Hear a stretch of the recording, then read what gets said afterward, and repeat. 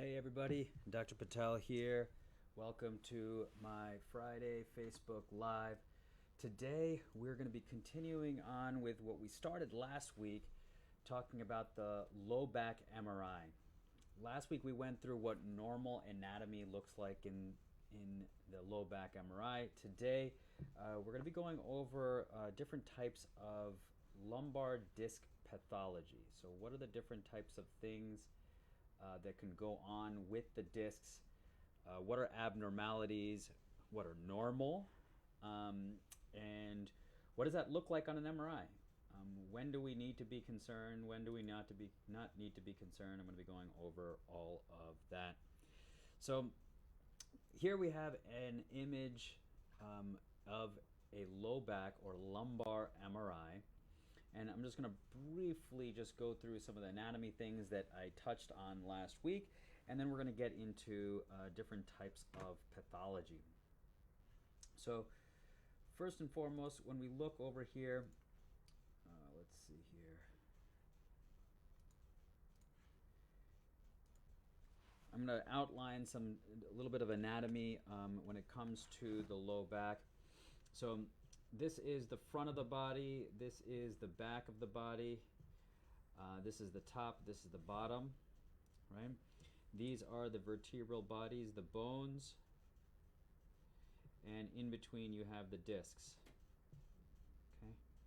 This is a cut right in the middle of the body, so we don't see either side where the nerves are exiting, but what we do see is this central canal that's right here. And the central canal contains the spinal cord up here, and then all of the nerves that are going to be exiting on either side in the center.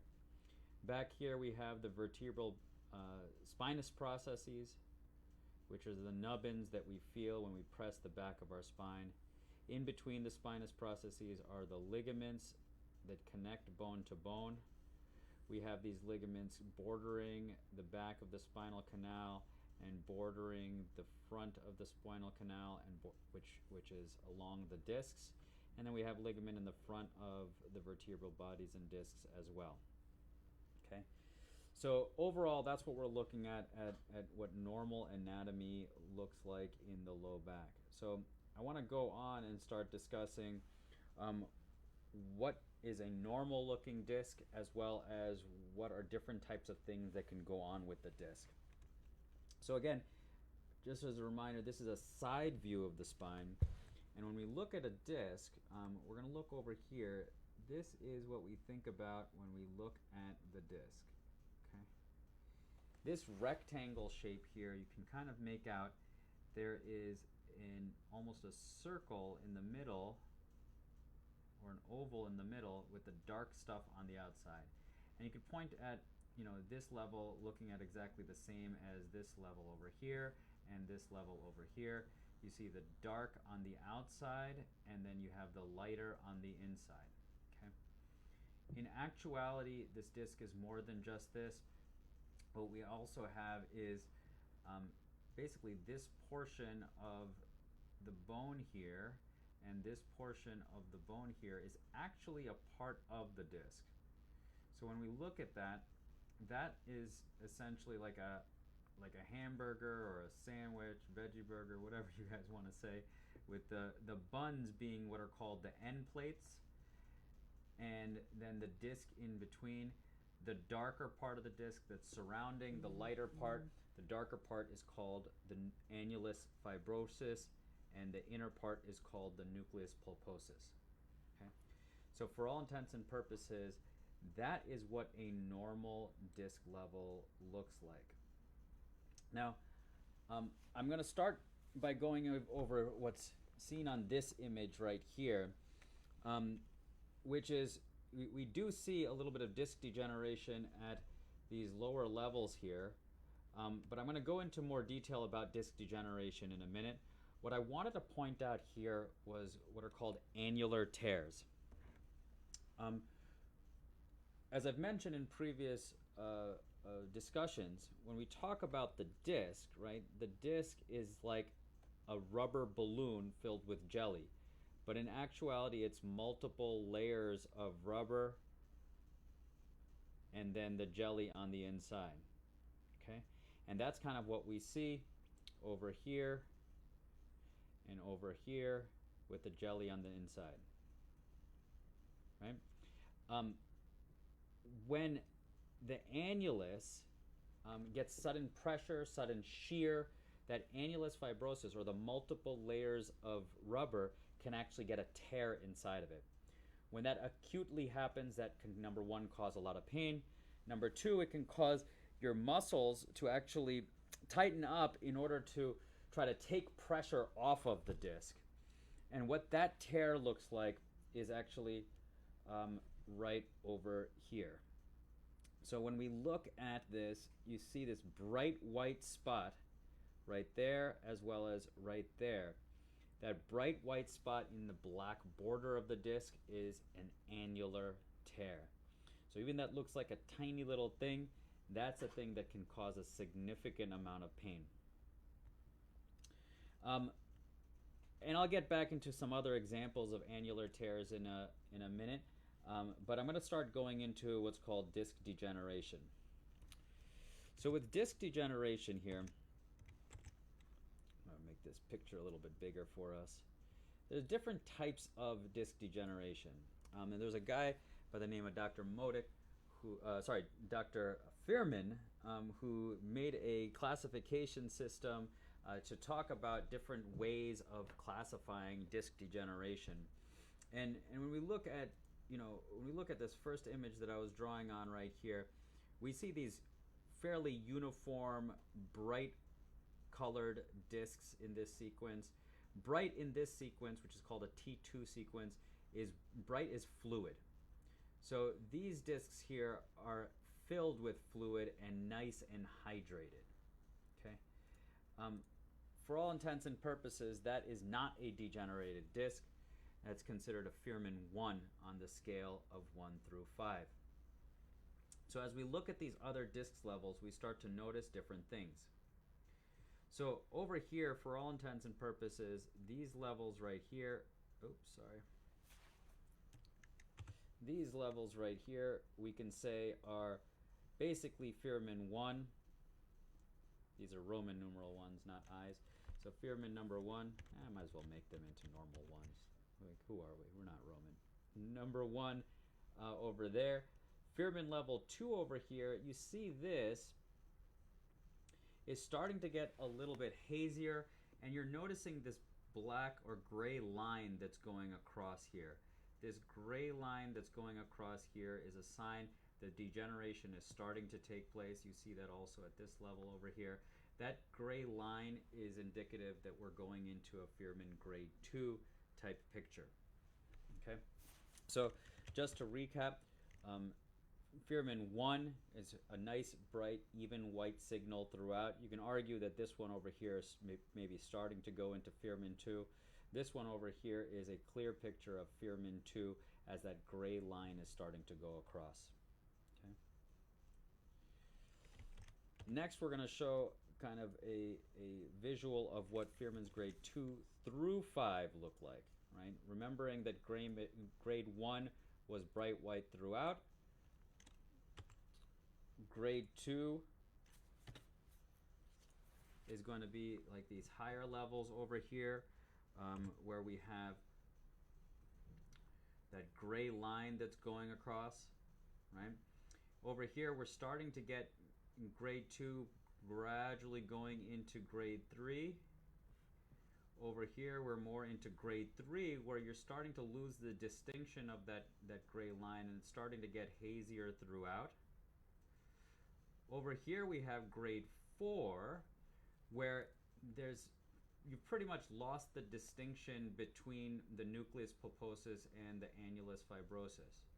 Right? In grade 3, you can still see that there's the center that's a little bit lighter overall, and the outsides, which are darker. In grade 4, you're starting to lose that distinction. Grade 4, you can also sometimes start to get a little bit of height loss inside the disc. And then grade 5 disc degeneration is when you're starting to get more disc collapse. You've lost that gray inside or the hydrated look inside, and you're starting to get a collapse of the disc. So although we don't have grade 1 in here, like a beautiful, nice and hydrated disc, this is the remainder of the range when we're talking about the Fearman grades of disc degeneration. So grade 2 in the top, grade 2 to 3 in the middle here, grade 4, grade 5. Now, it's important to note that this is degenerative disc disease. What this is not is pain. So a ridiculous amount of people have degenerative disc disease and have zero symptoms associated with it. I was just looking at another article that pointed out the different percentages with each decade in life, and don't quote me at all, but it's, you're talking about greater than 20-30% of patients over the age of 30 that are going to have degenerative disc disease or other types of disc pathology and actually have zero pain associated with it. At this juncture, there have been several studies now looking at MRIs of normal, healthy, painless individuals at different decades of life, and we're found to, as we get older, we start getting these changes on MRI and have zero pain associated with it. So whether it's grade 2, 3, 4, 5 disc degeneration, even grade 5 when the disc is significantly collapsed, that does not necessarily equal pain. So important facts to think about. So when we have disc degeneration and we have things going on with the disc, there's these other words that we may see inside of our MRI reports. And these words may correlate with stuff that potentially could equal pain, and these are called Modic changes, M-O-D-I-C. Now, Modic changes are essentially changes to those hamburger end plates that I discussed. So just to recap what that looks like, when we're talking about the disc here, right, we typically think about the disc as this darker structure in between, but in actuality the disc also includes these end plates on either side. And as that disc degenerates and as there's pressure that's being placed on those end plates, there's changes that can occur to those end plates. The end plates can get rougher over time, and the end plates can actually have changes that take place in the architecture itself. They can develop inflammation, which could correspond with pain. They could start changing. The marrow in the bone can actually start getting replaced by fat. And in actuality, that bone can actually, or that part of the disc which is adjacent to the bone, can actually start to break down or have what's called sclerosis. So I'm going to outline what that looks like as we go on. There's different types of Modic changes. So I'm just going to make this a little bit bigger for us here. And this is two side-by-side views, same person, same body, just different views on MRI. The left picture is what's called a T1 weighted image, and the right picture is what's called a T2 weighted image. In the T1 weighted image on the left side, fluid is darker and fat is brighter. So you can see the subcutaneous fat over here is brighter white. Whereas in the T2 weighted image on the right side, fluid is white. This is fat suppressed, so the fat on the subcutaneous region is darker. But what I wanted to point out is the changes to the end plates. So this is an example, and there are different types of Modic changes. There are 3 described. This is an example of potentially a Modic 2 type change, where we have the disc right here. We have this bright white signal on either side of the disc that's taking place. You can see the same thing that's occurring over here.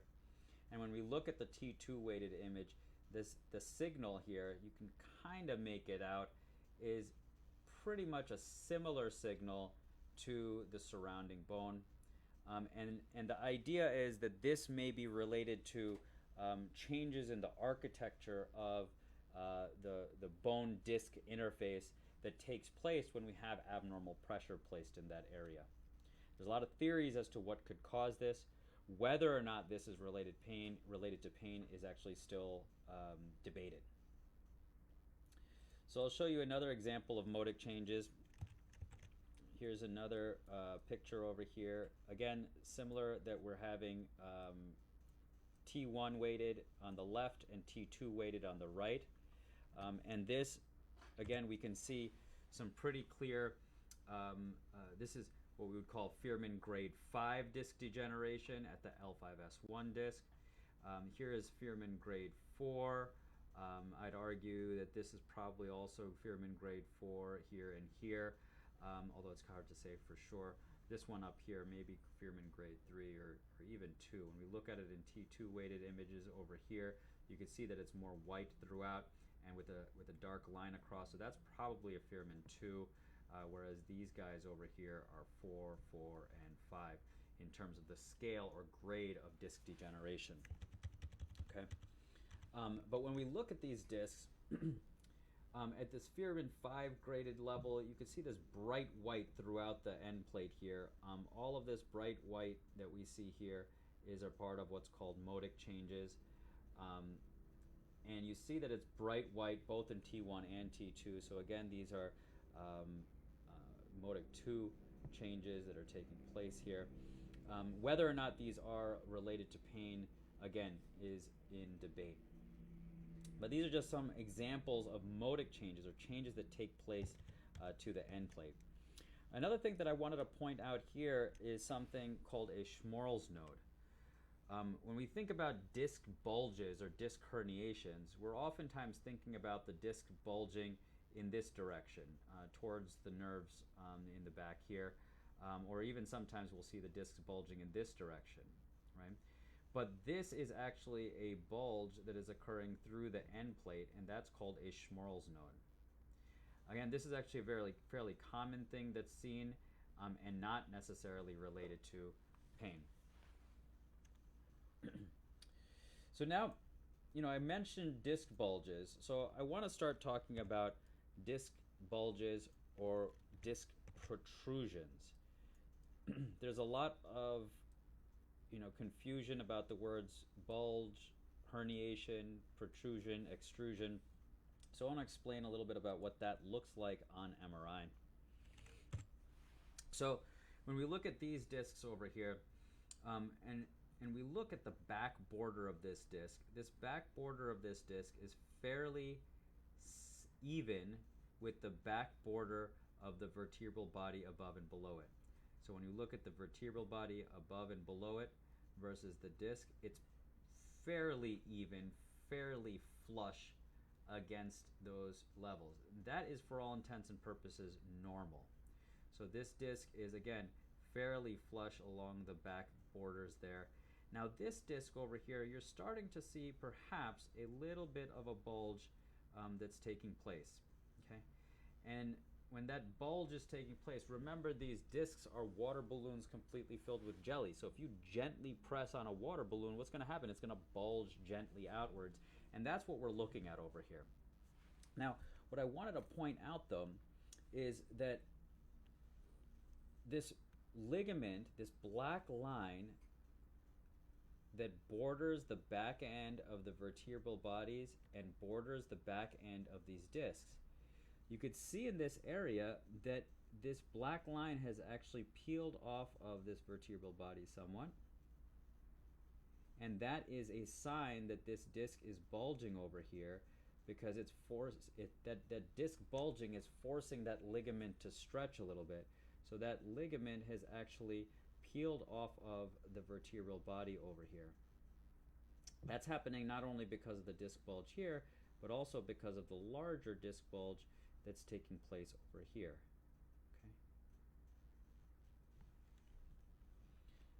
Okay. And now you can visualize that larger disc bulge a little bit more clearly, where this is the end of the vertebral body and this is the end of the vertebral body. And you can see this disc bulging out like so. Okay. Now, you can see this fairly clearly. Now, the good news about this disc bulge, at least from the angle that we're seeing it here, is that even though this disc is bulging outwards, it's not affecting any of the nerves that are traveling back here. because when we look at the nerves that are traveling back here, all of these nerves, which we don't even see very clearly in this picture over here, there's all of this space right here, and the disc bulge is not necessarily pressing on those nerves. So again, just because we have a disc bulge does not necessarily equal pain. Very common for us to have disc bulges and have no pain associated with it. But ultimately, this is an example of a side view of the lumbar spine, again with the front of the body, again with the front of the body, the back of the body, the top, the bottom, and the disc bulge. By the way, this side view is called a sagittal view, okay? And this is an example of a disc bulge occurring on the sagittal view. Now, what's the difference between a bulge and a herniation? Okay. When you have a herniation, for all intents and purposes, that's a larger version of a disc bulge. When a disc bulge occurs, imagine you gently press on the water balloon and it's gently bulging outwards. If you press more on a water balloon and it really protruded outwards, that's what's called a disc herniation or disc extrusion. And ultimately, the definition of that is that the width of the disc upon exiting is wider. It's wider when it exits than the base of the disc. I don't know if that made any sense, but if you look at the height of this disc right here, the disc herniation is actually wider across here compared to where it started, and that's the kind of definition of a disc extrusion versus a disc protrusion. And this isn't smack in the middle of our spine, it's actually off a little bit to the side, but you can see that this is significantly narrowing the space where the nerves are traveling there. We can't say from this angle alone whether or not this disc herniation is pressing on a nerve or not. But this is an example of a disc herniation or extrusion. Next, I'm going to show you another example of a disc herniation or disc extrusion that has a little bit of a unique characteristic to it that I want to point out. Both of these, there's two that you can see right here. Both of these disc levels over here have these disc herniations. You have this one that at first glance could look like a protrusion or a smaller bulge, but you could see that it's actually migrating a little bit south in comparison to where it started. Versus this disc over here is actually extruding and migrating north. Okay, so this is an example of a disc extrusion that actually is wrapping up or wrapping down respectively. And here's a beautiful example of the ligament being peeled off or stretched off of the vertebral body right here. And let me do that again. Boom, boom. Right? Versus here is the vertebral body here, and here is the vertebral body here. Okay. So now what's interesting about these, as well as the last image that we saw of the disc extrusion, is that we've seen disc extrusions spontaneously regress or go away on their own. The best way to do this is to wait. Time is actually the biggest factor that will allow for this disc herniations or extrusions to actually decrease on their own. Pain management during that time is obviously important, but a very important factor is, in my opinion, the exercise that we do to strengthen our core muscles, our trunk stability muscles, to take pressure off of the low back and take pressure off of the disc. That ultimately helps us alleviate some of the pressure on the nerves and the disc in that area, and with the tincture of time, those disc herniations can decrease. We've also seen these disc herniations decrease with orthobiologic injection treatments. And what do I mean by that? I mean PRP, or platelet-rich plasma. And we've talked about this before. Platelet-rich plasma are the growth factors from the blood. And when injected at specific areas, they can strengthen soft tissue structures. We've seen that nerve irritation can actually improve. We can decrease inflammation around nerves, decrease pain associated with nerve irritation. We can even get nerves to fire better. So I've seen patients with damaged nerves actually improve that nerve functioning, even getting atrophied muscles to grow back. But in the setting of a disc herniation, my theory is that when we inject some platelet-rich plasma into the epidural space, which is the space that surrounds the nerves, we end up bathing this posterior longitudinal ligament. And by bathing that posterior longitudinal ligament and causing that ligament to strengthen, that could help actually pull back the disc herniation that's taking place there. Now that's just theory, but I think that that's why we've seen so many disc herniations actually decrease even when they're relatively large. So next I want to go through some different views of the spine. So right now we've been looking at the spine from the side. So if you look at, you can see my model here. We've been looking at the spine from the side. Let me do this way, right? Front of the body and back of the body, with the squares being the vertebral bodies, the disc here, spinous processes back here. But now I want to look at the disc from this view over here, which is what's called an axial view. And this is actually a view looking up our feet.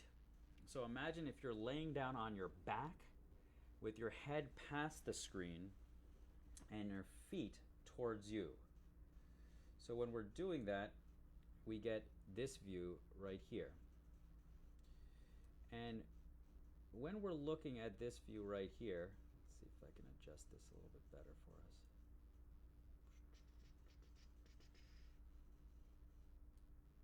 When we're looking at this view over here, this is basically looking at your spine like so. And this right here, this kidney bean shaped structure, is what a normal disc looks like. And for all intents and purposes, a normal healthy disc looks like this. And if you look at it, you can kind of make out that there's this darker exterior and then you have the lighter interior. The darker exterior is the annulus fibrosus, or the layers of rubber balloon, and then the nucleus pulposus in the middle, or the jelly on the inside. So this is the front of the body, this is the back of the body, this is the right side, this is the left side, because remember, we're laying down on our back with the head past the screen with our feet towards us. And when we look at this picture, this kidney bean shaped disc is what is normal. This is the central canal with the white as the cerebrospinal fluid, and these gray dots are the nerves that are actually going to exit on either side. And this kind of grayish whitish pathway that we see on either side is where the nerves are exiting. These are the facet joints. These are the multifidi muscles and paraspinal muscles on either side. But right now, for today, we're going to be focusing on the disc. So for all intents and purposes, this is what a normal disc level looks like. And as we go to different levels, we get to see different things. So remember, the normal level looked kind of like a kidney bean. As we go down to this level, we see that the kidney bean shape is starting to flatten out.